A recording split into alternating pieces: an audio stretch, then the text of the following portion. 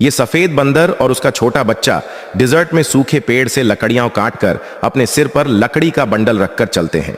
Dessert में उन्होंने एक सूखे आम के पेड़ पर एक ट्री हाउस बनाया और रहने लगे। एक दिन वे ट्री हाउस में टेस्टी आइसक्रीम खाकर आराम से सो गए, लेकिन तभी एक बुरा काला बंदर फायर स्टिक लेकर आया। उसने फायर स्टिक से ट्री हाउस में आग लगा दी। ट्री हाउस जलने लगा।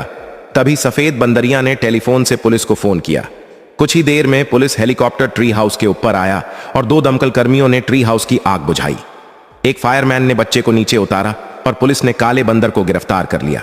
लेकिन सफेद बंदरिया और उसका बच्चा रोने लगे क्योंकि आपने लाइक सब्सक्राइब नहीं किया।